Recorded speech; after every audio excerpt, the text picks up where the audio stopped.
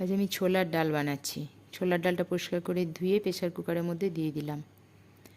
এটা অল্প জল দেব, তারপর একটু তেল দিলাম, একটু হলুদ দেব,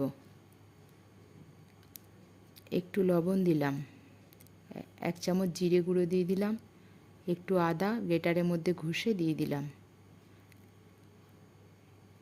একটা এলাচ, একটা লবঙ্গ দিয়ে দিলাম, একটা তেজপাতা দিয়ে দিলাম। এবার এটা আমি কুকারে 5টা সিটি দেব। কড়াইয়ে সর্ষের তেল দিয়ে তেজপাতা দিয়ে কয়েকটা কাঁচা লঙ্কা, শুকনো লঙ্কা, একটু জিরে দিলাম।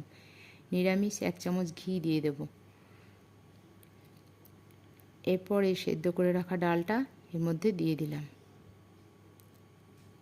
একটু মিষ্টি দেবো, ছোলার ডালে একটু মিষ্টি মিষ্টি খেতে ভালো লাগে। এই যে কাসুরি মেথিটা আছে, কাসুরি মেথিটা একটু 1 চামচ দিয়ে দিলাম। এটা ছোলার ডালের সঙ্গে খেতে খুব ভালো লাগে, গন্ধটাও খুব ভালো লাগে। আমি রুটির সাথে আজ পরিবেশন করছি, আপনারা লুচি পরোটার সাথেও খেতে পারেন।